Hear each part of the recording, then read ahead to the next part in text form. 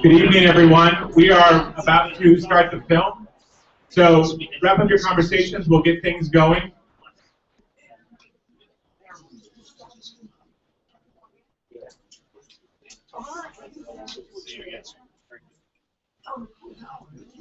So thank you again so much for everyone for being here. My name is Sean Sunker Nicholson. I work with Progress Missouri along with Pamela Merritt in the back who you met coming in. She and I are part of the Progress Missouri team. I want to say thank you to Deanne and the Missouri NEA team for making this room possible for tonight's screen and panel discussion. The order of events is going to be pretty simple. We're going to show the film right now. It lasts about 30-35 minutes. It's a Moyers & Company documentary.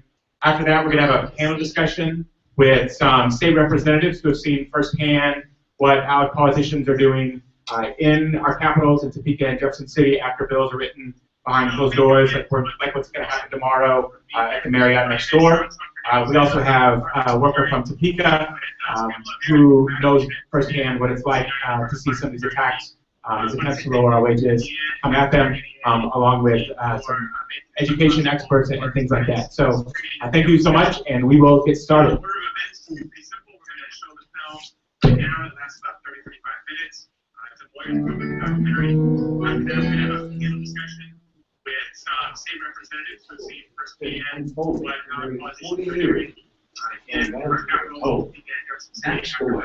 It's incredible. Tomorrow, we also have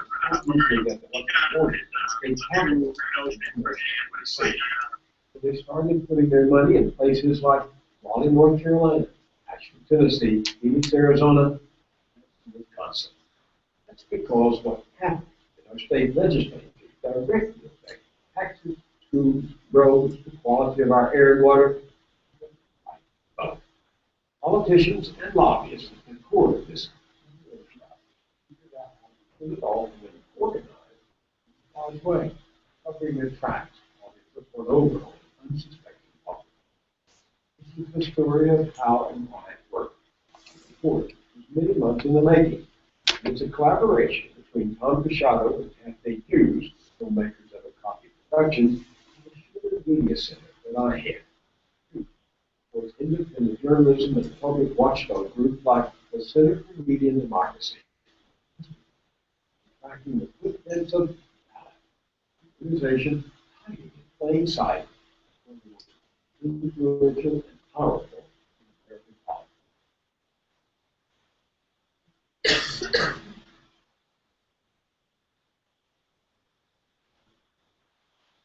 I've often told people that I talk to on the campaign trail when they say the state left, they say not even the state legislature. I tell them that the decisions that are made here in the legislature are often more important for your everyday life than the decisions the president makes.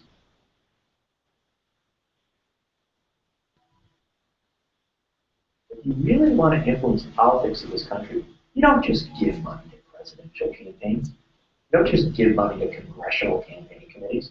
Smart players put their money in states. ALEC has forged a unique partnership between state legislators and leaders from the corporate and business community. This partnership offers businessmen the extraordinary opportunity to apply their talents to solve our nation's problems and build on our opportunities. I was stunned at the notion that politicians and corporate representatives, corporate lobbyists were actually voting behind closed doors on these changes to law before they were introduced in state houses across the country. ALEC has been, I think, a wonderful organization. Not only does it bring like-minded legislators together, but the private sector engagement and partnership in ALEC is really what I think makes it the organization that it is. You might have heard the name ALEC in the newsletter. The American Legislative Exchange Council, or ALEC for short. The American Legislative Exchange Council, or ALEC. ALEC is a nationwide consortium of elected state legislators working side by side with some of America's most powerful corporations. They have an agenda you should know about. A mission to remake America, changing the country and changing its laws from the state. ALEC creates what it calls model legislation for corporate laws like this one that its members push in state houses across the country. ALEC says close to 1,000 bills based on least in part of this model are introduced every year. Aggregate hundreds. Going on for decades. Sometimes ALEC managed to remain the most influential corporate funded organization. Well, gunshot sounded in the far of the night. Martin was unarmed, but for a bag of candy and an iced tea that he was carrying. You recall the shooter, Trayvon Martin's death and your ground law. Worked for the National and emphasized Governor Jeb Bush and law in 2005. Alex was the originator of the law. The stand your ground model that was circulated in other states. That's the version. How did this law not only get in place in Florida, but around the country? And all the fingers kept pointing back to ALEC. The civil rights grassroots group learned about Alec's connection to your ground laws who were outraged. ALEC doesn't do its work alone. They do it with some of the biggest corporate brands in America. Law corporations were pulling out about really the Coca-Cola, Mars, Procter & Gamble, all in the glare of the national spotlight. ALEC changed the subject. You know, I think the entire debate needs to be reframed, and really what ALEC is a bipartisan association of state legislators. We have legislators of all political stripes coming together to talk about the most critical issues facing the states and trying to come up with the best solutions to face some of the. So your point is it's not a partisan organization. Well, it's partisan. In the spring, I got a call from a person who said that all of the ALEC bills were available and was I interested in looking at them. And I said I was. Lisa Gray, a former Justice Department lawyer, runs the Center for Media and Democracy, a nonprofit investigative reporting group in Madison, Wisconsin. In 2011, by way of an ALEC insider, Graves got her hands on the virtual library of internal ALEC documents. She was amazed by its contents, a treasure trove of actual ALEC bills. These are the bills that were provided by the board. That's just the index. There were more than 850 board and state laws that ALEC legislators introduced as their own in any state in the union. Bills changed the law to make it harder for Americans to vote. Those were ALEC bills. Bills to dramatically change the rights of Americans who were injured by corporations. Those were ALEC bills. Bills to make it harder for unions to do their work were ALEC bills. Bills to basically lock climate change agreements. Those were ALEC bills. When I looked at them, I was really shocked.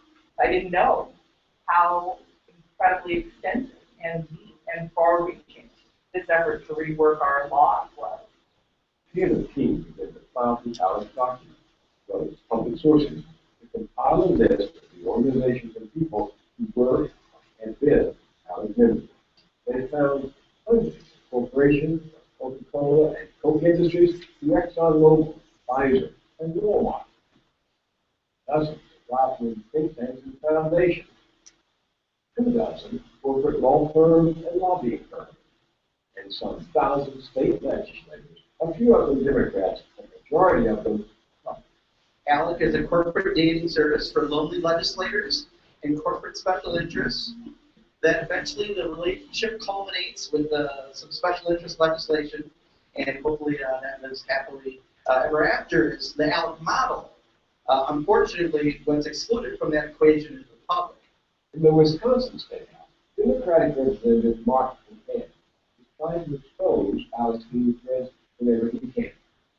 At one count, he's the third of McCann's fellow Wisconsin lawmakers are ALEC members. Look around, especially on the Republican side of the aisle, a lot of members of ALEC. Front row, when you start going down to of finance, some of the other members are all ALEC members. In fact, ALEC co-chair the state, row by row, you can point out people who've been members of ALEC over the years. Two main categories they have. One is how to reduce the size of government. And the other half of it is this model legislation that's in the corporate good, in other words, profit-driven legislation. How can you open up a new market? How can you privatize something that can open up a market for a company? And between those two divisions, you're kind of getting to the same end goal, which is really kind of ultimate privatization of everything. And as some people are expert on ALEC, as much as he could.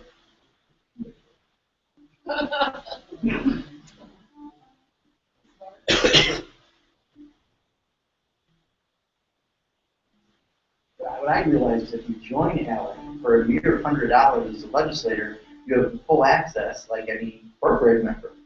He also took himself to an ALEC conference for a first-hand look. Hi, I'm State Representative Mark Buchanan, and welcome to my video blog. I'm outside the Marriott on Canal Street in New Orleans at the ALEC Convention, American Legislative Exchange Council. That was where you watched the interaction of a room full of lobbyists. You know, free drinks, free cigars, whining, dining. Many people just came from a dinner that was sponsored by some special interest, coming to a party that's sponsored by a special interest, so they can continue to talk about special interests. This is from the New Orleans Convention. This includes a number of seminars that they held for legislators, including one called Warming Up to Climate Change, many benefits of increased atmospheric CO2. That 2011 ALEC conference was the whole, sponsored by BP, ExxonMobil, Chevron, and Shell, among others. Another event featured guns. This is the NRA-sponsored shooting event for legislators and for lobbyists. There was even one offering free cigars. Sponsored by Reynolds American, which is one of the biggest tobacco companies in the world, and the Cigar Association of America. It sounds like lobbying. But Alex says it's not lobbying. I'm free, not as a lobbying group, but as a nonprofit. Here, the IRS, Alex says his mission is education. No taxes, corporate members get a tax write-off. That's a shame. A lot too. In Wisconsin, I can't take anything of value from a lobbyist. I can't take a cup of coffee from a lobbyist.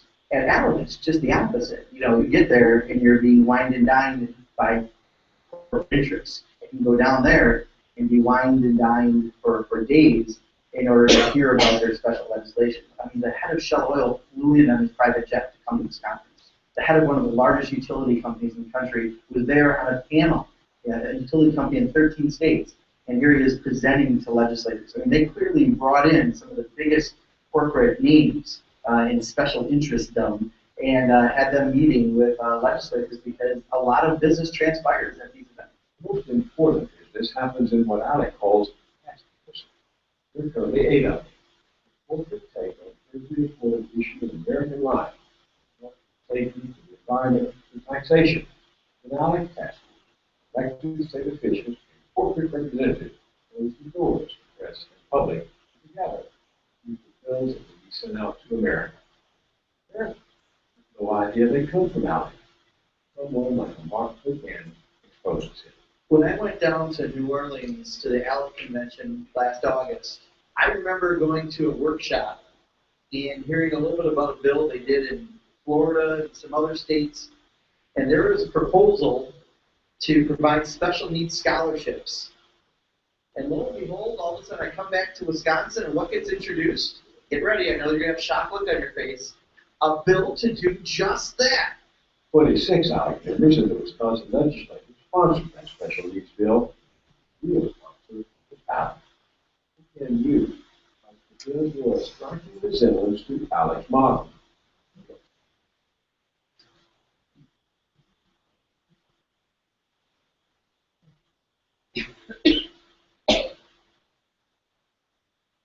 Yeah, here's another concern that ALEC sneaks bills into the state legislature. The intent behind the bill was included. Some of their legislation sounds so innocuous, but when you start to read about why they're doing it, you know there's a far different reason why something's coming forward, and that's important.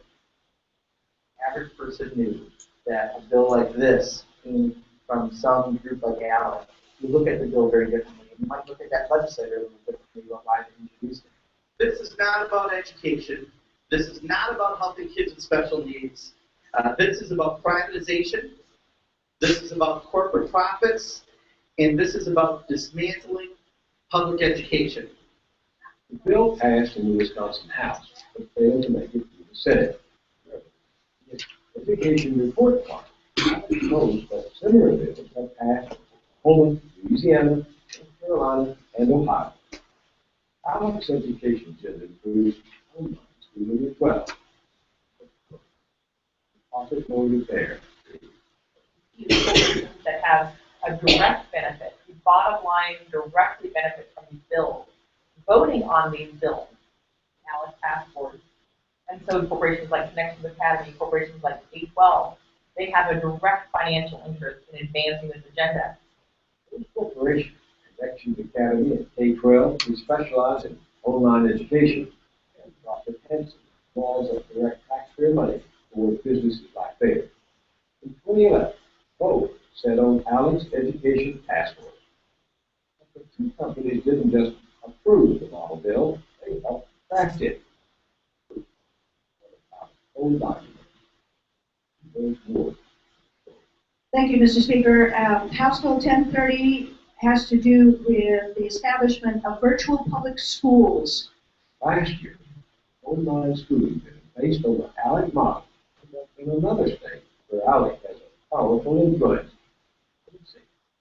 It was introduced in both the state Senate and House by ALEC members. Making private corporations eligible for public money for online education. Corporations are automatic to a no-bid contract for online education to any Tennessee student in kindergarten. Folks, let's review. The ALEC member corporation helped craft the bill. ALEC legislators who sit vote on it. Now there's a state law on the books that enables one of those corporations to get state money. They said,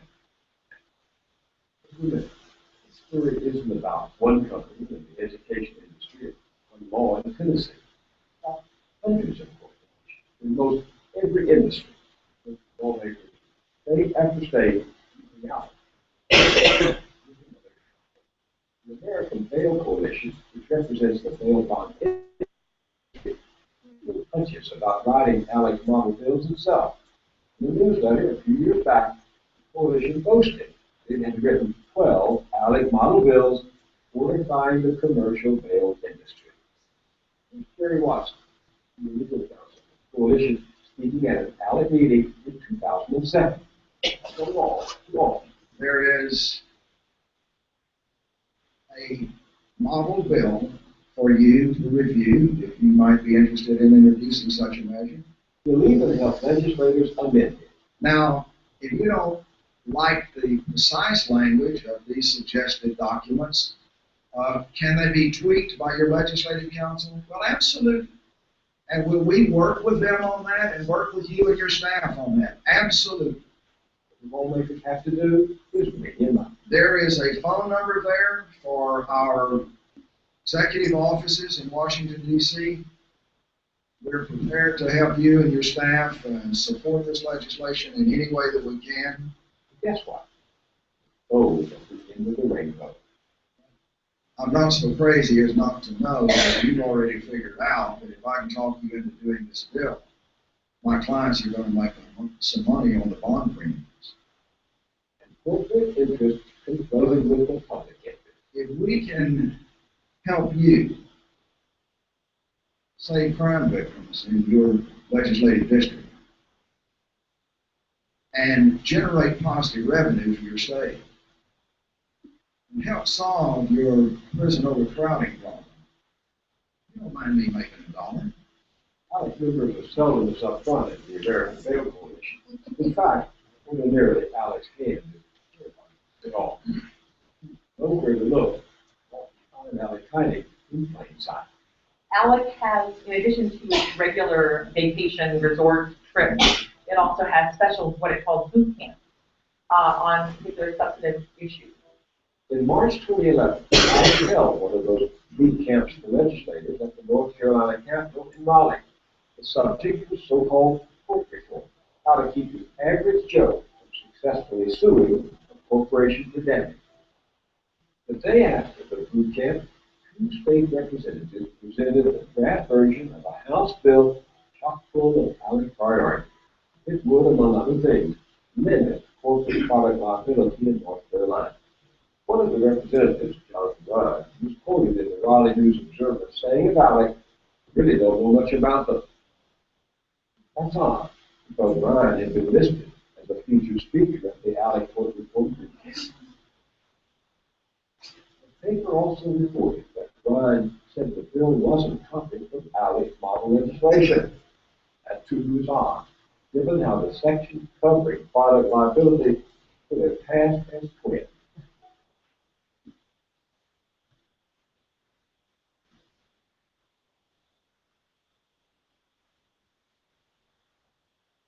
The bill was controversial. It passed, but only after the product liability section was taken out. The court reformers didn't give up. We're back a year later. This time, that bill aimed specifically to limit the liability of drug manufacturers. The public was allowed to comment before the legislative panel. People who had lost loved ones came to testify against the bill. Some who lost a father. Yeah, my dad's gone. All I can do is sit here and be a voice for him. He can't speak anymore. A grandfather warning his granddaughter. If this bill passes, an innocent victim in North Carolina, like Brittany, could not hold a manufacturer accountable. Everyone needs to be accountable for their actions. Unmentioned for those in the room, ALEC was present too, in the form of a lobbyist with drug manufacturing giant Blackfoot Smith Fund. His name, John Giorno. Several of the opposing testifiers today brought up very compelling, sad, empathetic stories. Not only is Glaxo an ALEC corporate member, but Giorno himself is also a vice chairman of ALEC's National Private Enterprise Board. North Carolina bill is the table. Now you see how it works for the corporation, not for the politician. Last night was, as the president finally acknowledged today, a shellacking. Republicans gained control of the House, picking up 60 seats so far. When all of the returns were counted in election night 2010, 8 of the Republican governors elected or re-elected that night and ties to the group. Guess what? I'm going to be governor of Ohio! There's going to be a lot of news and a lot of observers that say that we made history. I can't believe we for Republicans. And the star was born that election night. Wisconsin's new governor, a son of ALEC named Scott Walton. Wisconsin is open for business. I've known Scott Walker for the better part of 20 years. Scott is a classic career politician. I don't say that in a negative way. The Wisconsinite John Nichols has tracked Scott Walker's career since the 90s. When Walker was a state legislator and then ALEC member. And in 2010, he ran not presenting himself as an ALEC alumni or as an ally of big corporations or big business people outside the state. He ran a very down-home campaign. This is my lunch. I pack a brown bag each day so I can save some money to spend on, the more important things in life, like sending my kids to college. Nichols says that despite the folks he envies, in the years leading up to Walker's 2010 campaign, he became a master political fundraiser. And he began to really forge incredibly close ties with a lot of corporate interests that he had first been introduced to in ALEC, individuals and groups like the Koch brothers.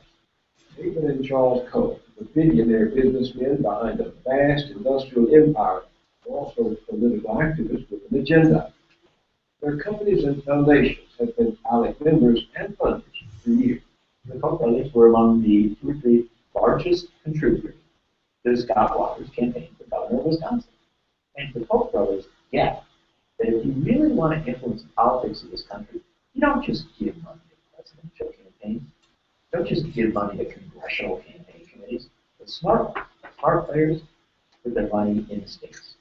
Hi, I'm So Scott. it's state government that funds education, social services, and its taxes.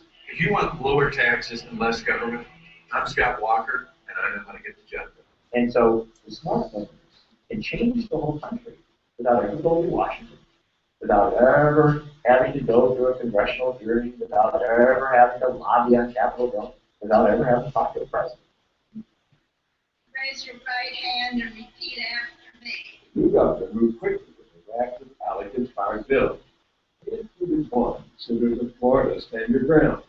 Other, it's easier to carry a concealed weapon. There's a resolution for the mandated purchase of health insurance, and of course, there was one limiting corporate liability.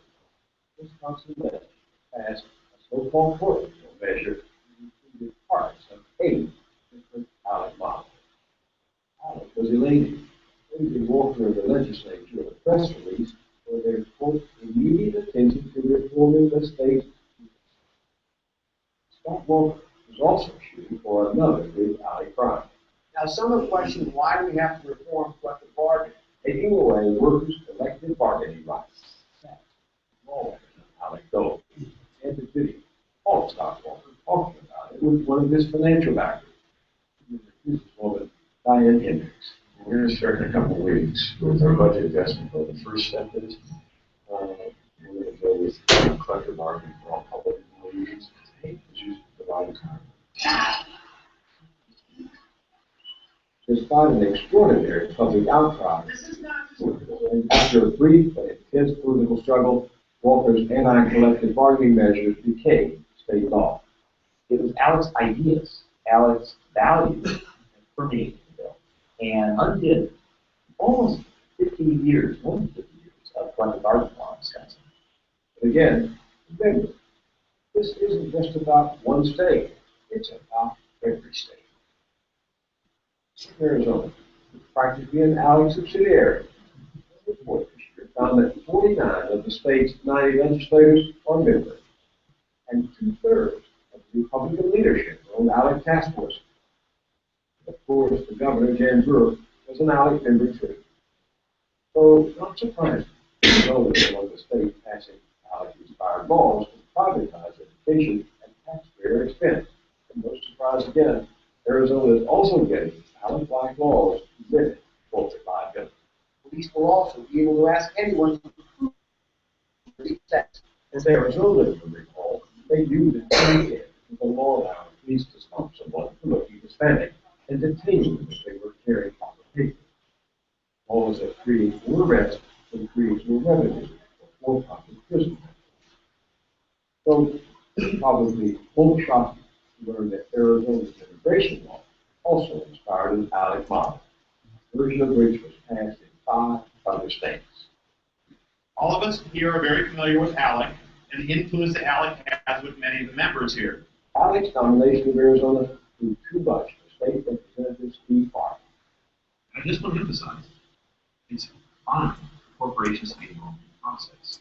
Corporations have the right to present their arguments, but they don't have the right to do it secretly.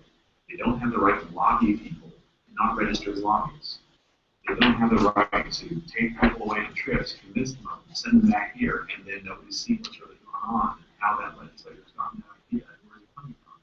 ALEC has introduced a bill to force legislators to disclose their ALEC time, just as the law already requires them to do with any lobbyist. All I'm asking in the ALEC Accountability Act is to make sure that all of those expenses are reported as if they are lobbying expenses, all those gifts that legislators receive are reported as if they're receiving gifts from lobbyists, so that the public can find out and make up their own minds about who's influencing what.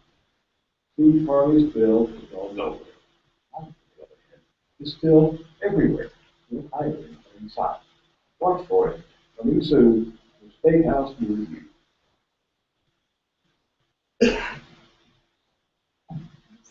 Reporting this story, according to Paul ALEC and some of its legislative members, as well as some of its former corporate members, a request to put down an answer. He was told that the chairman of ALEC had agreed to an interview considered but never received a response. While ALEC continues to make news, we've heard about all those bills passed in state after state by Republican legislators, voting unless they can produce a government-issued photo ID. Voter ID laws are based in part on, you guessed it, an ALEC bill. You saw in our report, such groups as Color of Change have questioned if ALEC is an organization with which businesses want to be associated. So far, about 40 corporations have decided their answer is, go back, pull like ALEC. So many companies remain ALEC members, and that continues to strengthen its ties with conservatives. This month, ALEC held a high-level go-to a meeting with the congressional conservatives. The Watchdog Group called filed a complaint asking the IRS to end ALEC's taxes of status and force it to register instead. High-powered lobby. Legislators then have to tell their constituents what they've mostly been able to hide up until now. ALEC, buying, dying, high-powered corporate lobbies, and shaping laws in the state. Here's an example of what's at stake. The American Chemistry Council, that's the trade group for the chemical industry, refused ALEC to address the changes in health and safety rules on toxic chemicals. This year, the council poured nearly $650,000 into supporting Wisconsin Republican Tommy Thompson's bid to the Senate.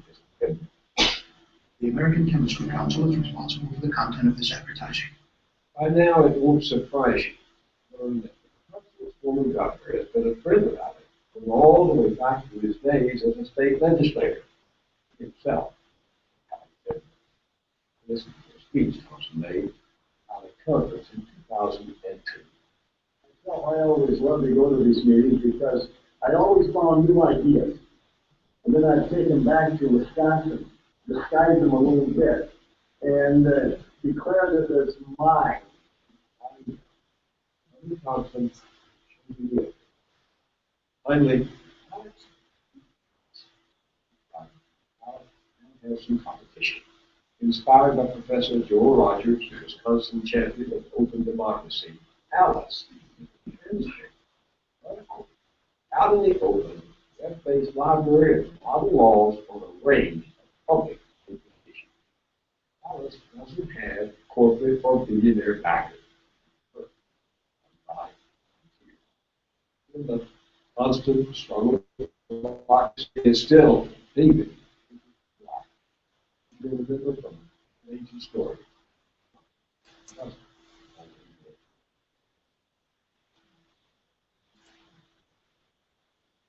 Thank you. So for our panelists, come on up.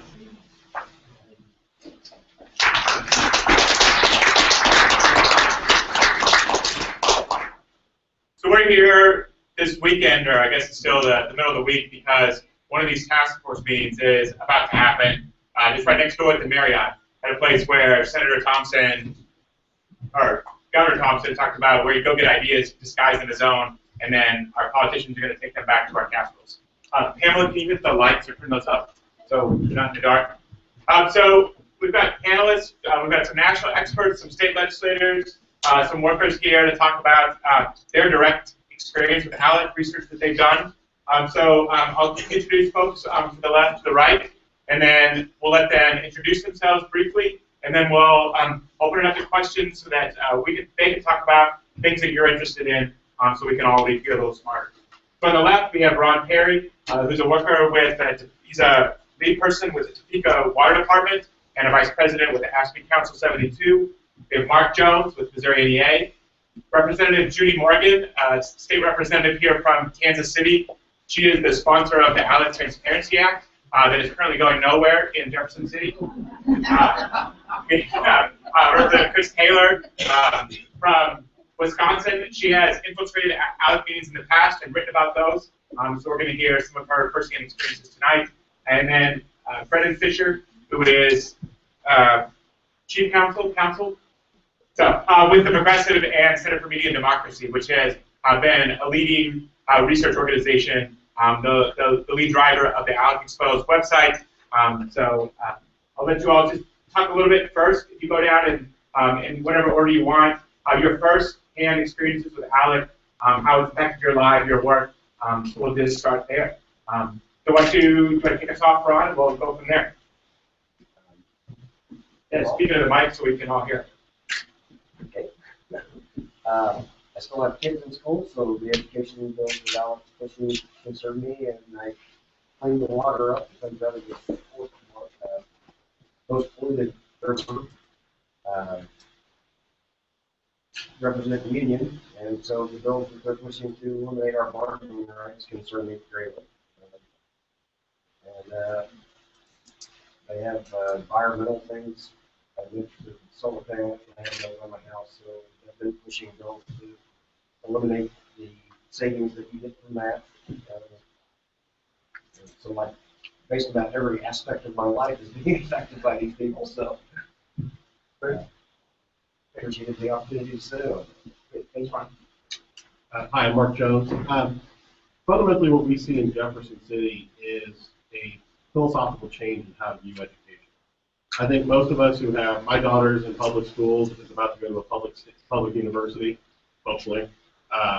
And what we've seen is a philosophical change, the idea that schools and students are profit centers, not people to have a great teacher in their life who helps them realize their full potential.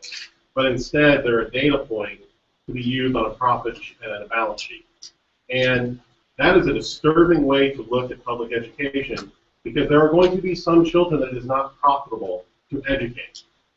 And when you start looking at children in schools as profit centers, like most of ALEC does and ALEC legislation does, you start having a society that does not function well, because there are going to be not only have and have nots, but worth investing in and not worth investing in. And you talk to anybody in public education, whether they're support professional who shows up at school hours early to make sure that that school's clean and ready to go, or a teacher in a classroom, or a parent who's volunteering, they don't view children that way. And it's disturbing when you start thinking about how children can be warehoused, how children can be disenfranchised simply because it's not profitable to educate them, and there's some other children that it's easier to work with. And that is the trend we're starting to see in these ALEC bills in Jefferson City.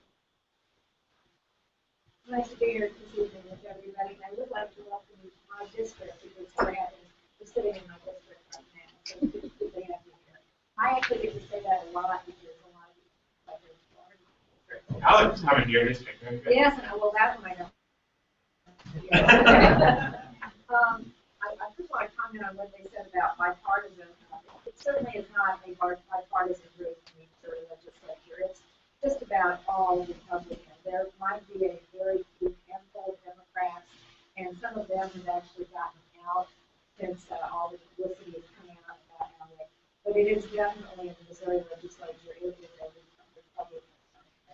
And the other thing I think that ALEC has had an influence on in our legislature, which I think is such a detriment, is we don't have any moderate Republicans left. Because of organizations like ALEC, I think it's pushed everything, Republicans are so very right-wing. And one of the few moderates we have, who is Chris Mullendorf, who has been there 6 years, he is not running again. And he makes it pretty clear now the reason he's not running again is because of his own party. And that he just doesn't have a place in his own party because they don't like his moderate points of view. So ALEC has had an influence, I think, in that way in our legislature in terms of driving the Republicans so far to the right that there really isn't much ground for compromise in the legislature right now. In addition, we're outnumbered 108 to 52 right now. So there's a lot fewer Democrats than there are Republicans. We're seeing all the copycat bills that they talked about in the film, the anti-worker bills, the right to work, the paycheck exception, all the anti-public education bills, the vouchers, which we just dealt with yesterday on the floor of the House. And there's some votes that are just harder than others to lose on. That was one of the things that was really hard to sit through that yesterday. A long, long debate, and they lose at the end of that debate on that bill. We've seen the virtual schools. In fact, the person who came and testified last year for the virtual schools was one of the registered a company. That's who testified in favor of virtual schools at the hearing. You might have seen that Missouri flashed up as one of the standard ground states. And that we've got that too. We're trying to increase the castle doctrine we have. And then they've put on different bills 3 different times to increase the extended castle doctrine. So we've seen that. So we've also seen all the anti-Obamacare things like forgiving the health exchanges. So we pretty much, I think, said it all in Missouri in terms of what ALEC thought to the table. Sean talked about the ALEC Transparency Act. I filed that along with 2 other reps, Charlie Moore from the Springfield area and Phil Otto from the St. Charles area. Basically, what it says is, you're not a charitable group. You are a lobbying group, and so you should have to register just like any other lobbyist. And you should have to report the meals you buy for legislators, the trips you take them on, the tickets you give them for games, just like any other lobbyist does. And then the legislature would also, the particular state representative would also have to report what they are receiving. That's not really fair. I mean, it's an absolute travesty what this group is able to do across the whole country. So that's what's going on in the Missouri legislature. So we're very much affected. Well, hello. Thank you so much for having me. I'm Chris Taylor, and I'm in the state legislature in the state assembly. And that was my hometown, Madison, Wisconsin, depicted largely in the film. And I got involved with ALEC really, I ran for office with Scott Walker. I never thought I would run for office. And Scott Walker came in, and the first thing he did, in addition to repealing collective bargaining, which came from ALEC, we know, and so many of the anti-worker provisions that we have seen in our state come right from ALEC, and I started bringing those bills to the floor of the assembly. And calling my colleagues out on the other side of the aisle for bills that they are bringing forward that can write from out. But I ran because of Scott Walker. He was not just taking away collective bargaining rights, but he was repealing protections for people who were injured, so they couldn't get to court. We had these tort reform packages. That was one of the first things we did. Repeal equal pay protections for women, which is another, maybe not directly to ALEC, but certainly the underpinnings of the anti-women and low wage campaign in the United States was right from ALEC. So, we saw this. This is, unfortunately, Wisconsin, like Missouri, has become a petri dish for ALEC. Every bad idea they have seems to roll right through our state, and they're a political machine rolling through the country. So Mark Pocan was my predecessor with redistricting. I actually got the district in each of his districts. He had done a lot of work on ALEC. We had seen this horrible cancer doctrine, shoot-to-kill policy, which did result in a young man getting shot and the shooter being thrown in charge under our shoot-to-kill policy. So that really alerted me to what was happening. When Mark went to Congress, I said I will become a member of ALEC, not because I support their principles, not because I support the model bills, but because I want to be able to go to these conferences and look and see and hold a light, shine a light on them which they hate. They love accountability. They want, totally unrealistic accountability for our public schools. But boy, when you shine that light on what they're doing, they do not like it at all. So I got the opportunity to go to an ALEC conference last August, and I'm going tomorrow as well. I'm here at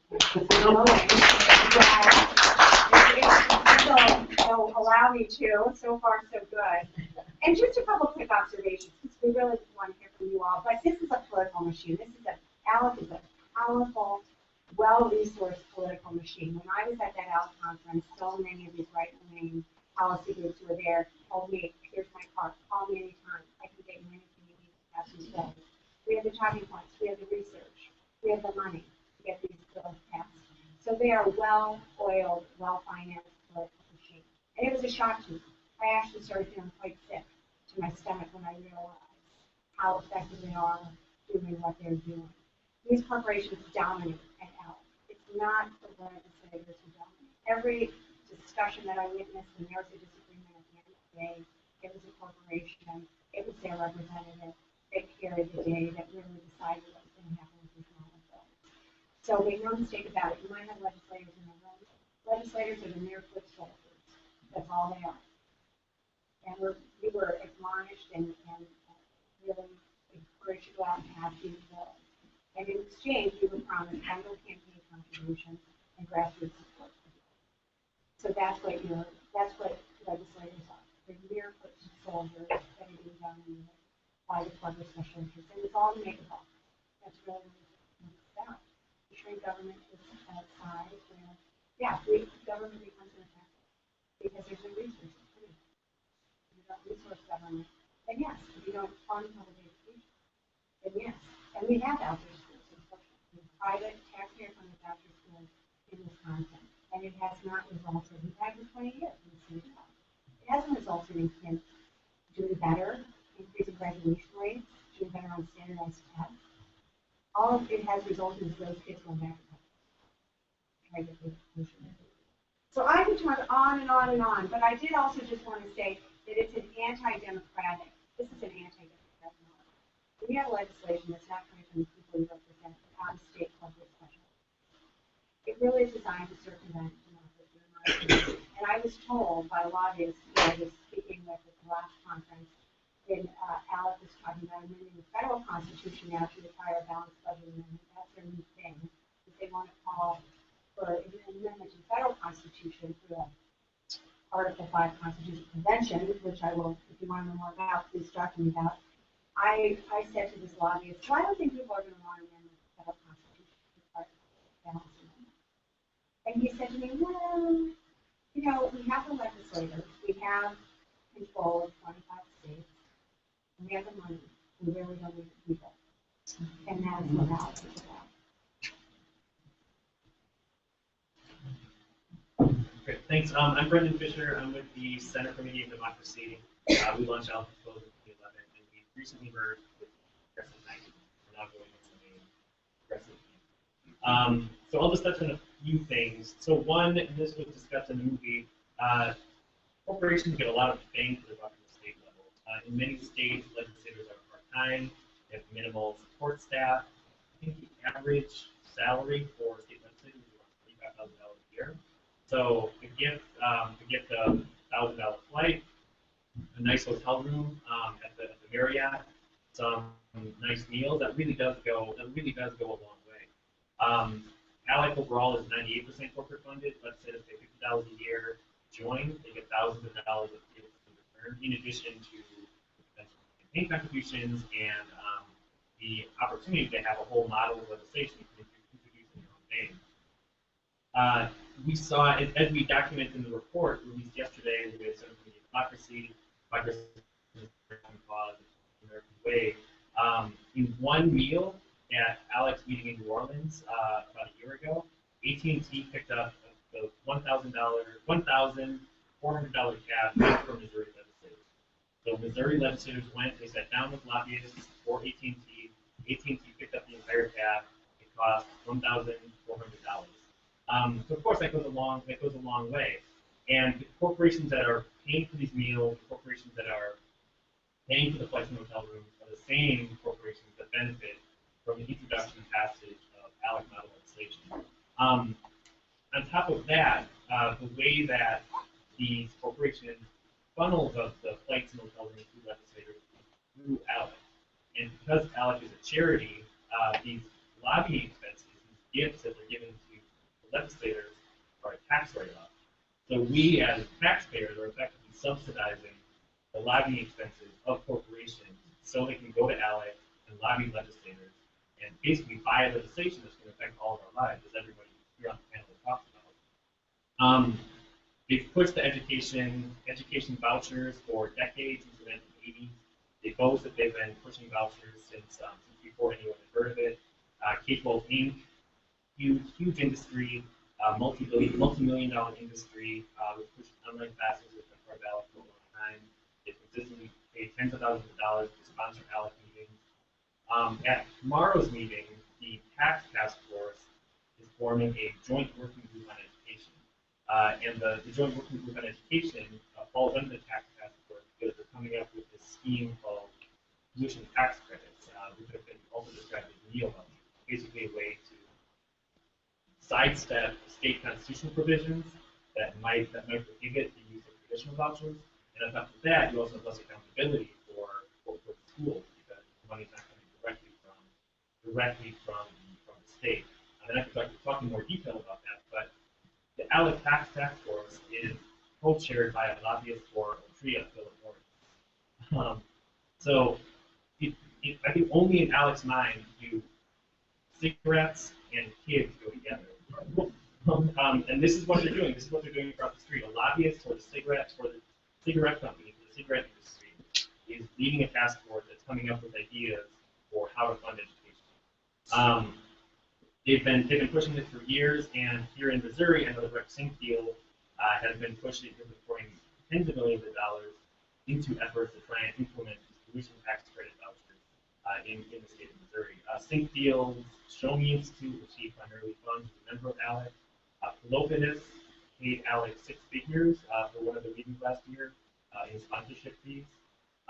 So we've talked about ALEC for a long time, and to echo what Chris Taylor was saying about the light shining on ALEC, one of the big fights we've been having in recent years has been over transparency, over records. ALEC is communicating with legislators in their official capacity.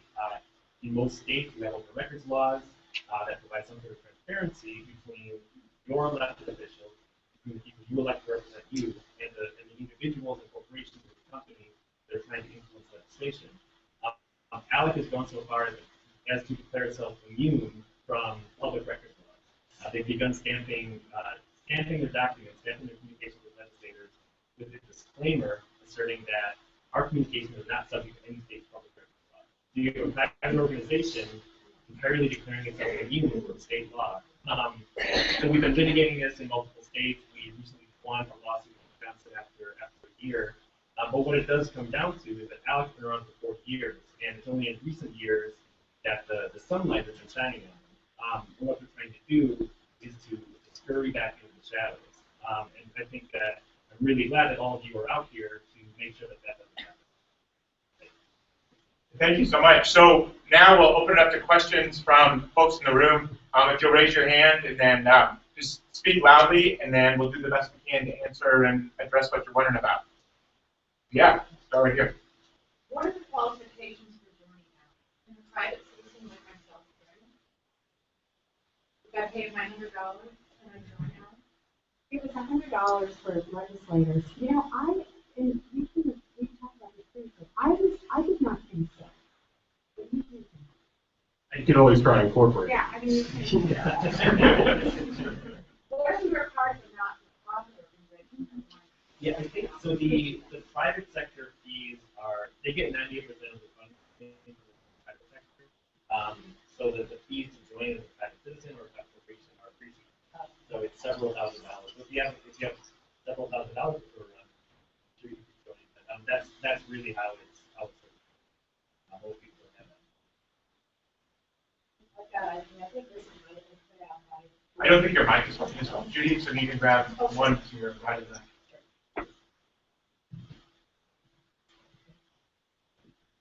I don't remember who put this out, but there's membership, at least for the corporations, we have a Washington Club that pays $7,000, a Madison Club that pays $12,000, a Jefferson Club that pays $25,000. So that's what the corporations actually pay to become part of ALEC. I did not do any private. I did not meet private citizens when I was there. They were all think tanks, reps, writing think tanks, corporations, and others. Other questions from, we'll go right here, and then, so we'll go right here. Okay. I've heard it sort of obliquely mentioned that in the actual task force meetings that corporate representatives hold veto power over pieces of model legislation. So I guess this is directed towards Representative Taylor. Can you explain how that works? Sure. So it's changed a little bit, but last time I went, there's a public representatives in the task force. The task forces are where model bills are debated and passed. Now, there's all kinds of other infrastructure there. There's subcommittees that also are kind of the first step before these model bills get to the task force. But in the task forces, you have, like I went to a task force, I could not participate in this. The task forces then are composed of legislators and corporations. And they each, at that point, had veto power. So you needed a majority of votes to get a model bill passed. Now, subsequent to that meeting, the practice has changed a little. There was so much criticism of corporations having as much power as legislators. So now the process is supposed to be that corporations aren't voting, that it's the legislators who are voting. But what we are seeing, and I think we saw this in the case in Wisconsin, where one of the secretary, so we'll see how this works. We'll see how this works. So it's supposed to now be legislators to interview the model, and not the corporations. But the corporations still get to vote, and what we saw in our own state is the corporations are still behind, pushing everything along. That's how it's going. Sure, yeah. Aren't the model bills by the think tanks in the first place? It seems that that was true, but I think the think tanks are consulting with corporations. Corporations are telling them what the impediments are for them to make the most money that they can. The environmental regulations and the people care the range of the way. A lot of it does seem to come from the policy. Every state has a right wing and they have two enforcement content, but they're all linked together to the state policy network. And this is part of their infrastructure and why they're always on message. Unlike, the Democrats sometimes. So they are very, very much linked together. But yes, absolutely, they were definitely very important in the process. And very good. And as mentioned earlier, following up on that thing, in Missouri, we have our own, what we call think tank, which is the Show Me Institute. And the Show Me Institute magically has produced the same recommendations as all these other think tanks across the country through sheer coincidence alone. But we see, and uniquely in Missouri, we see next to us this laboratory that's about 2 years ahead of us called Kansas. It's like watching someone going over a cliff in slow motion and trying to stop them, and they just won't. But here in Missouri, we have the Show Me Institute that's pushing very similar tax reform packages. In fact, Rex Singfield and Show Me Institute were all connected to ALEC, pushed the tax package in Kansas that has led to across-the-board cuts, slashes, and just yesterday their bond rating got downgraded. And I kid you not, the governor of Missouri, Jay Nixon, just had to veto the same tax idea. And we're not sure if we're going to win that fight.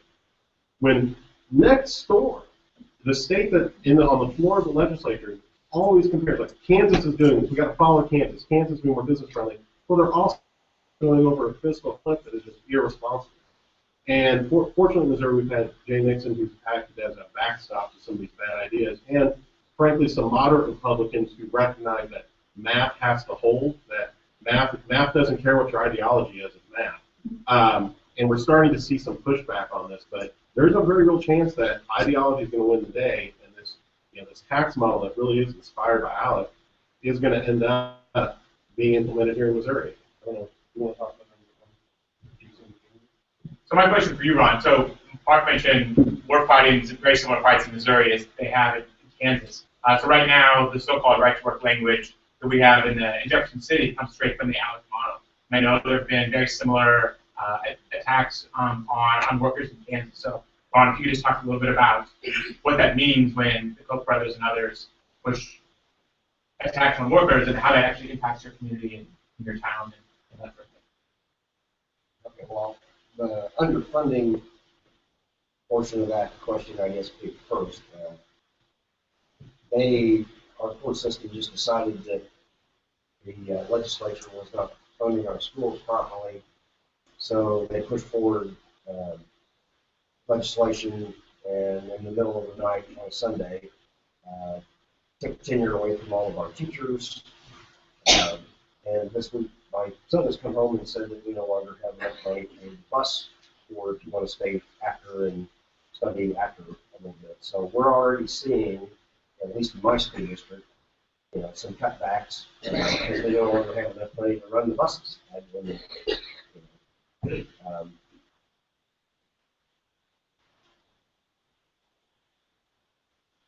And we've always, or not always, but we've been right to work state for quite a while. And so compared to Missouri, we're probably, I don't know what the percentage is, but I'd say at least 20% less of income on that footing. People in the private sector can just be fired at will. There's no contract involved. Yeah, the real world impacts are important to keep in mind through all this. So, Judy, did you have a? Oh yeah, go, Representative, and then the other Judy. Yeah. I want to follow up a little bit on what Mark said about the tax bill that the governor actually vetoed today, Senate Bill 509, which initially we thought would put a $620 million hole in our budget. And interestingly, our foundation formula is underfunded by just about that same amount. But in Governor Nixon, in reading through the bill and analyzing it, found a clause that said that our income tax bracket, when this is fully implemented, above $9,000 will be eliminated. And so anybody making over $9,000 will no longer pay taxes. So what had been what we thought was a $620 million hole grew to $4.8 billion, which is about 2/3 of our general operating budget, which funds our schools and our prisons and a lot of our social services and mental health. So, last year we had a similar bill, and 15 Republicans joined all the Democrats in upholding the governor's veto. 14 of those Republicans are still left in the House. One got appointed to another position and resigned. All 14 of those Republicans voted for this bill. Not one of them stuck with us. Now, we can still uphold the veto, but every single Democrat, all of us have to vote to uphold the governor. And one of our Democrats did vote for the bill. But we are hopeful that he'll come around, and if he does come around, we will be able to uphold the veto. But then what's going to happen, because this is kind of unusual for the veto to be brought up during the session, it's usually September, they will turn around and just do another bill. And they'll probably take out that sentence that puts the $4.8 billion hole in our budget and go back to the $620 million, which is really bad anyway, and bring it back up. And then we will be doing the veto in September. And by September, we will have special elections to fill the vacancies, and the Republicans will have just among themselves enough to overturn the veto. So it's a very touch and go situation in Missouri. Judy. Yeah, I wanted to ask about the interplay of ideology, crass corporate self-interest, and political bullying that you all have observed with ALEC. And, I mean, people talk about it as reality, and it sure looks to me like, it's just, for electric, family play, and a lot of Republicans join because they don't have no people. Is that true, or what? I think that's really right. I mean, if you have legislators who are probably already somewhat open to the ideas that they're pushing. They already might support voter ID. They already might think of themselves as free market oriented. And I think Representative Taylor can talk about this more. When you're at these meetings, I think they're framing these issues free market. I think I saw one of the titles of the presentation tomorrow is regulating electronic cigarettes Jeffersonian style, which doesn't mean a whole lot. I mean, they're basically saying don't regulate us, but we're going to talk about it in terms of on this episode. But clearly, there's a lot of money happening. I think the lobbyists who are present know how to talk to them, and then they can soften them up a lot with meals and flights and hotels and things like that. I think this fact was a great example. We saw it in Wisconsin in 2011. After the ALEC meeting, ALEC members came back and slipped this business budget to change how tobacco is taxed, to change it from being taxed on volume to being taxed on weight, which is an obscure and odd change to the tax bill that the legislature didn't pick this thing up on their own, and they couldn't have just thought it was a good idea based on logic. It was something that was brought to them at an ALEC meeting, and they were talked into it. based on this environment of influence. So just to jump in on the electronic cigarette thing, one of the legislators in Missouri who's carried out bills in the past, just about 10 days ago, was asked to explain how a provision was added into his electronic cigarette bill that would in the future make them unregulated like any other tobacco product. It was asked where this provision came from, and I think this quote, Representative Morgan, was from my brain. And so it was this bar, it was like this long pause, and he just came up with from my brain, even though everyone in the room knew that was not the case. So. And that was, if I could just add, that was really sad because, that was sad, but it was even sad beyond that because it was just one little, the sentence got added in committee, so it never had a chance, in the committee sub, so they never had a chance to come before the hearing. We had the hearing on the bill, this little sentence got dropped in a committee sub, so it was never vetted. And it said that these e-cigarettes will not be treated like tobacco for either taxation or regulation. And so, but we were going to not sell them to minors. That was the initial underlying bill. There were only about 19 of us who voted against that bill. I was one of the 19 who voted no because the American Cancer Society kind of tipped us off on the floor, sent a text to somebody, so we had to jump up and start asking questions about it, and that's how all that came about. But, yeah, I did not know that was ALEC. This is the first that I know that I didn't even know that. Yeah, I'm in response to your question. I think there's a conflict that has occurred. In 2010, we saw in our state, I think all of it, kind of this wave that came in. In our state, we'll have 2,000 people coming in who don't like government. I think it's a question. Why run for government if you don't like government? But the point is to be there to really make it hard for government to function. Then you have the corporations whose goal is to just make a ton of money. They don't want to be regulated. I mean, there's a bill tomorrow we're going to talk about not requiring doctors to have continuing education, not requiring, they don't want regulation. So there's a confluence of interest. At these meetings, you don't see anti-abortion folks, you don't see anti-gay people, you don't see the social interest.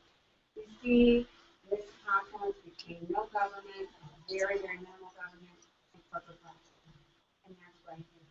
You get the answer. But these ideas aren't going to come up. I can tell you that much. And there's just to add to that, I mean, I think reasonable people can look at a problem and have a different approach, and people of honest intellect can do that. What disturbs me about ALEC the most is that it seems like the intellect is removed from the equation. And it just becomes about pushing forward a bill. In Missouri, we've identified 47 members of ALEC. ALEC says there's 57. So there's 10 in hiding, which going back to your mom would tell you that if you're ashamed of something, you probably shouldn't be doing it. But also, just a simple idea we've had in Missouri where instead of having a process where a bill goes through and is vetted openly, and even if I disagree with that, at least it's been done through a process we can all agree was fair, open, and honest. It just sort of gets short-circuited, right? And we have someone basically taking their homework from a friend and introducing it to the legislature. And in fact, in Missouri a few years ago, we had a bill introduced here where literally it said, insert state name here. That is not a recipe for quality government, whichever side of the ideological spectrum you're on. And that's how mistakes get made that could potentially cost the state $3 billion or $4 billion at the right time of movement. Yeah, and one thing I wanted to mention about that conflict between ideology and crass corporate interest. Local control has long been considered a conservative principle. It's one of the reasons that conservatives say they like states' rights, because government is best for people. And the most local you can get is that local government, city, county level government. But one of the things that ALEC is really pushing through bills passed at the state level to prohibit local governments from deciding what's best for their citizens in terms of minimum wage or sick days or even municipal broadband. Local governments are trying to try and create broadband when corporations have decided that it's not profitable anymore. So we've seen a lot of that with ALEC. We see there's a lot of those contradictions between both the conservative principles and what's going to be best for the corporations that fund it. So So anyone in the back? So we'll do a question in front, but anyone in the back first? Go for it. Okay.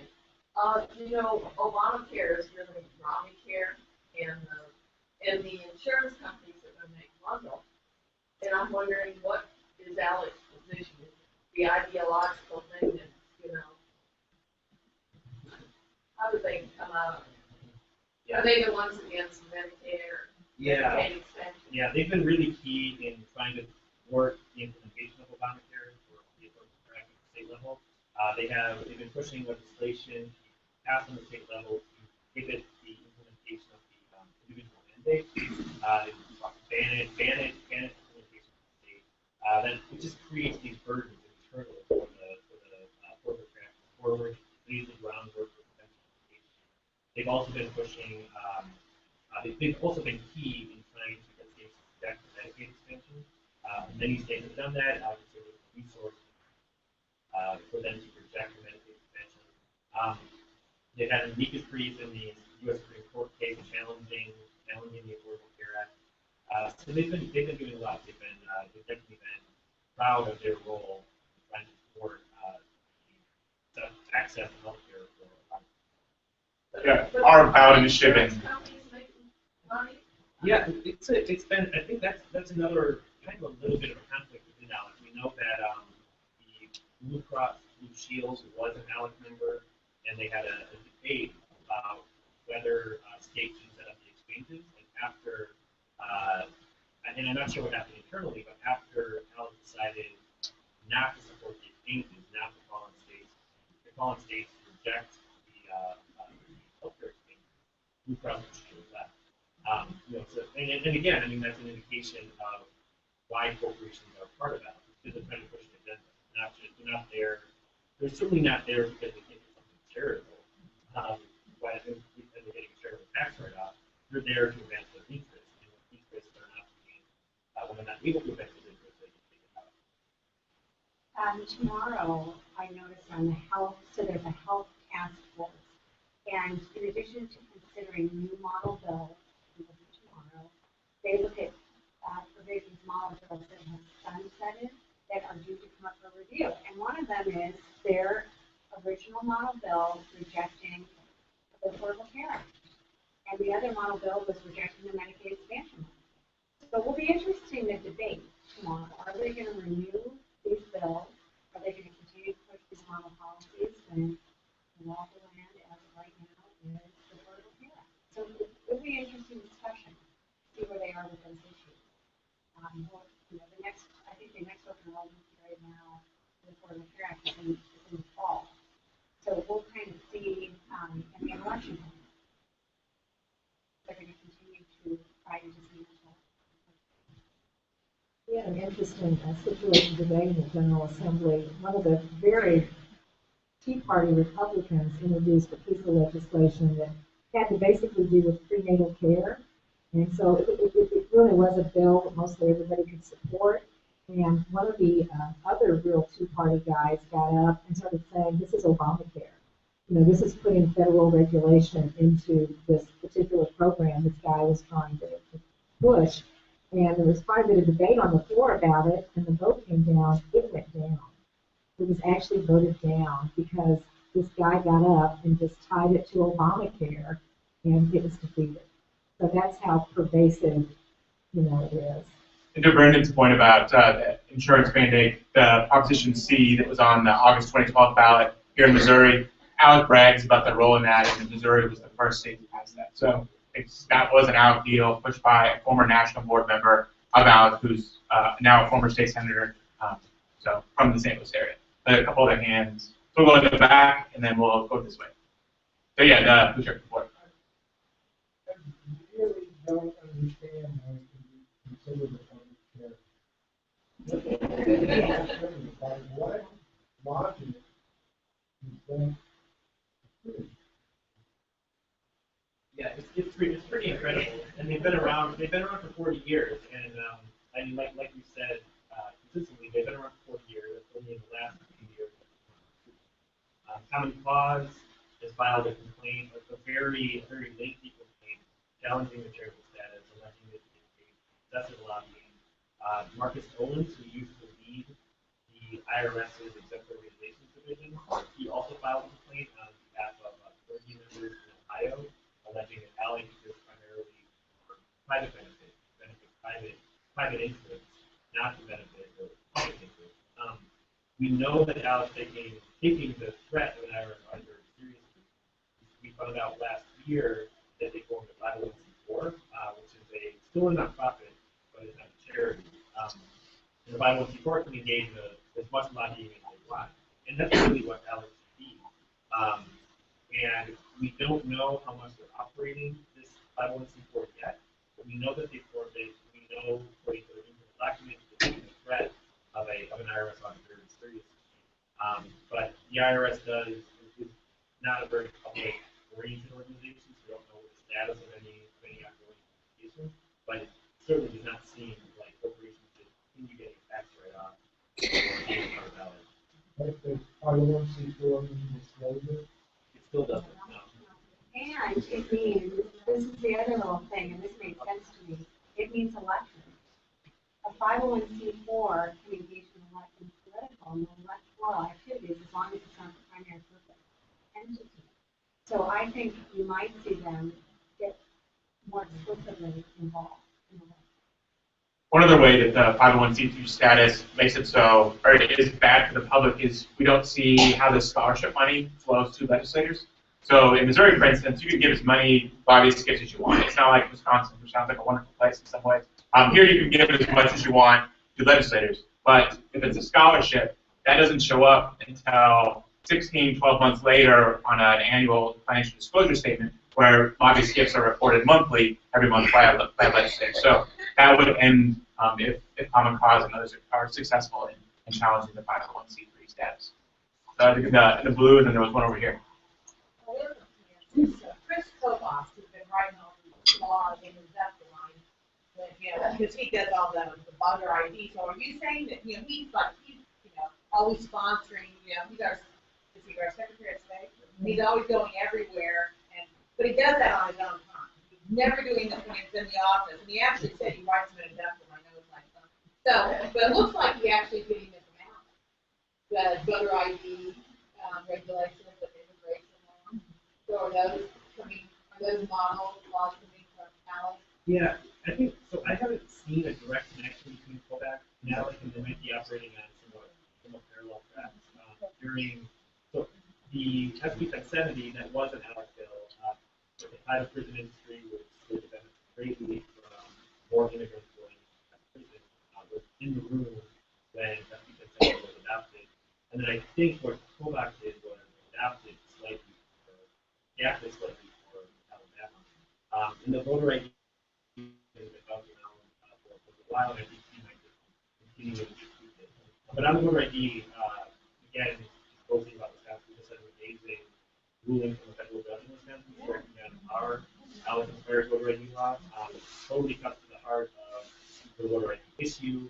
He demonstrates that voter fraud is not a real problem. The real problem is disenfranchising hundreds of thousands of people. So it's a really great decision. Recommend everybody read it. Or at least read my article.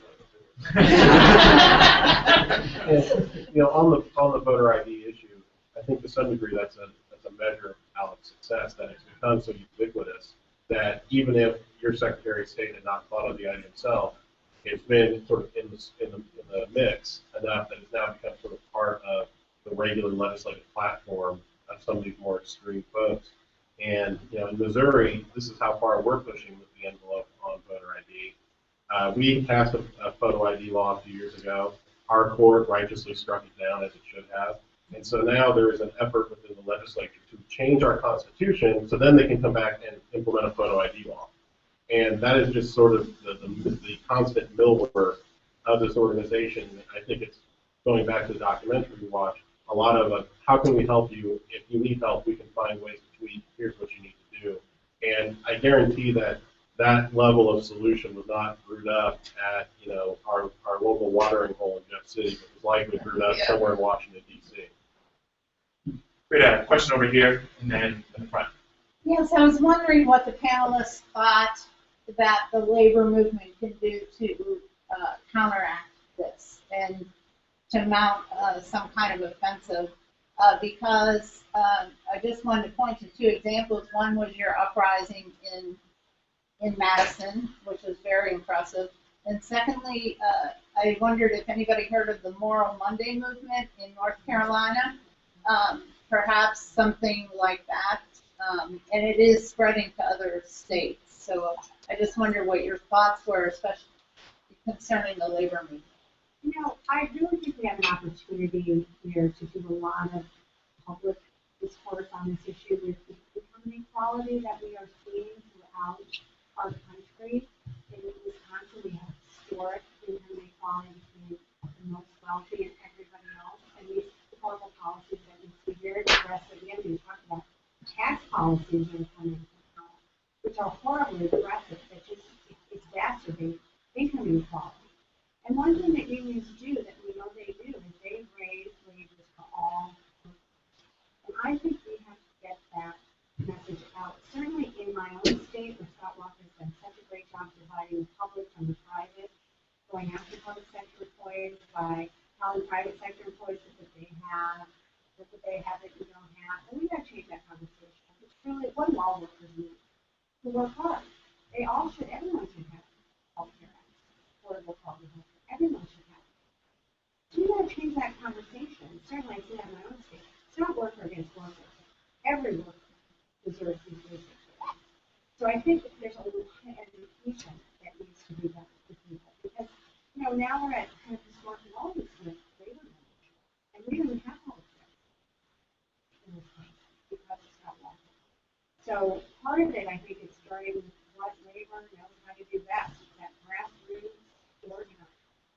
It's that education, that message development that I think needs to happen. And link it into something people understand, which is income inequality. In the absence of unions, make it. What do you think on that, Ron? Yeah, on the campus side, we're trying to reach out to other groups that normally unions generally would stake out their own little territory and they would try to unionize people. What we're seeing over there now is all of the unions talking to each other in a lot, more cohesive manner that maybe we weren't doing quite as well before. And starting to understand that it's not going to be stopped at just attacking public unions. It'll go into private sector unions. And so there's been a lot of movement towards reaching out to other groups, even outside unions, to other groups to help in that area. You know, on that point, I think sunshine is the best disinfectant. And part of what we're doing here today and this weekend about is drawing attention to this very organization, how it operates. And, you know, while ALEC has had a good 40-year run, and I don't want to kid ourselves, they're still going strong, the past 5-6 years have been rough on them because their tactics, their methods, their partnerships have been exposed. And in terms of what the labor movement can do is not only participating in events like this, but also I think labor's done a very smart thing in teaming up with coalition partners and especially folks that are quality researchers and can really put together the kind of information that makes sense to folks that aren't necessarily in this room. And so the future of labor and the future of how we combat these groups, it's not hard. It's never rocket science, right? The hard part is the doing, not the thinking of the idea, right? It is literally exposing them to what they are, because at the end of the day, nobody likes the idea of their legislator abdicating their responsibility to come up with their own ideas. Even in a part-time legislature, I didn't hire you for that, right? I hired you to represent me in my hometown, in my district, not some faceless corporate entity that pre-approved your homework before you turned it in. And I think labor is really starting to do a good job of this, and that is that we do look at other issues beyond our own labor union issues to the minimum wage battle, the fast food worker issues that we've had across the country. You know, labor's getting involved in those organizations and those campaigns, and because we're going to have to get more people together on our side and all working together because, like someone said, the numbers are lower maybe than they've ever been, so we're going to have to pull us with other people that really have some of the same issues we have, which is just making a good And that's what we want, and we all, I think all of us in this country want that. So to follow up on Mark's point, and then we'll go to the next question. In the report, which I'll plug, there's a list of Missouri and Kansas corporations who are still members of ALEC, along with some who have ended their relationship with the organization, including groups like Express Scripts in St. Louis, Ameren, have ended their relationship with the organization because of citizen, stockholder, customer outrage, saying, hey, we want to buy sodas from you, we want to buy chicken nuggets from you, we do not want you, advancing these bad ideas. So, yeah. I'm curious, how prone is ALEC to pushing the constitutional changes? And in the cases where they've done so, can you give us an example? This is a new initiative that they launched in August of last year. It's called the Convention of States. And what they are doing, and it sounds so wacky, but so many things have sounded wacky that they've been able to do. Under the federal constitution, there's what is called Article 5 of the federal constitution, does allow states to petition for a constitutional convention. And I think it's like 3/4 of the states have to pass a resolution calling for a constitutional convention. So this is something now ALEC is very fascinated by and doing a lot of work around, is getting states to pass this resolution calling for constitutional conventions to actually bring delegates to Washington, D.C. to discuss amending the federal constitution. And it could be very broad-based. This is a bit of a debate. I don't know if you can limit the scope of the constitutional convention. They say you can, and they're actually, their first wave is focusing on a federal balanced budget amendment, which we know what that will do in terms of defunding certain social programs, especially during the recession. But they're very fascinated by this process right now. And we see in my state, about 3 months after I was here at the ALEC conference, the guy, my colleague, was sitting right in front of me at the ALEC conference, introduced the amendment calling for a constitutional convention. I know there's some other states now that have passed it. So this is what they're trying to do, is to get enough states to call for these conventions. It's never been done in the history of our country, mind you, but it is provided for in the federal constitution. So they're working on this right now. And it's very, very scary. I have to say, people leading this effort are the guy who founded the Tea Party Patriots, is the leader of this effort, the scary guy who wants to become the federal government. This is how they want to do it. This is how they think of it. We'll do this. We'll make the last question for the big group, and then if folks have follow-up questions afterwards, then the panelists, I'm sure folks would be willing to talk more.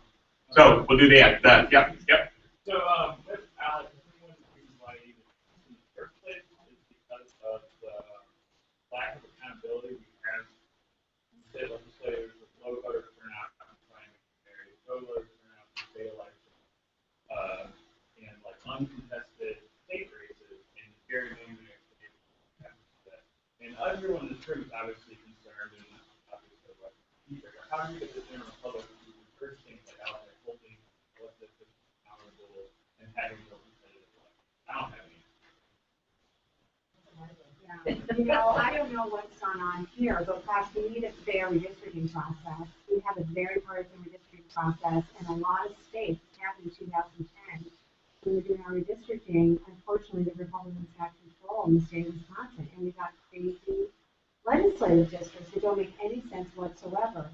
So in my state, Democrats got 175,000 more votes in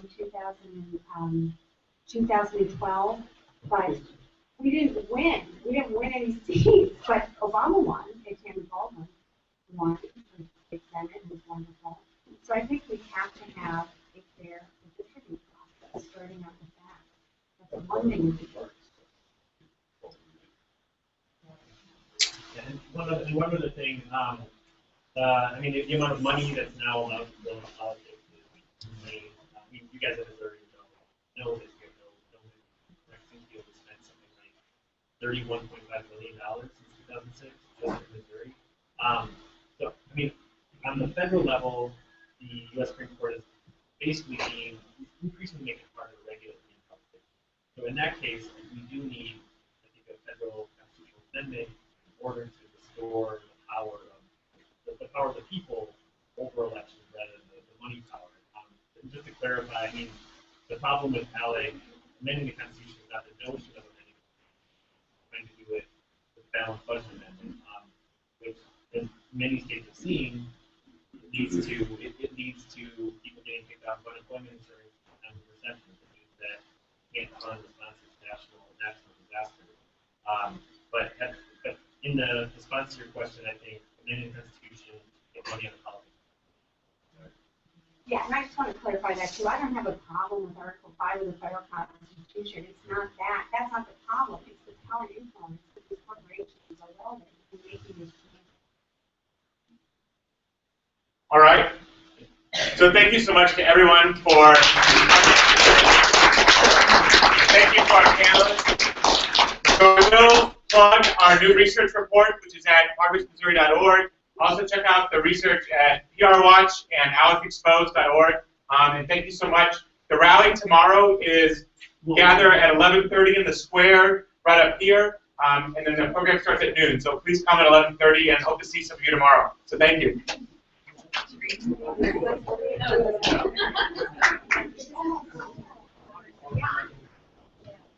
you, Ron.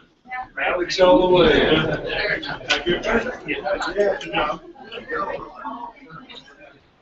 I'll read this.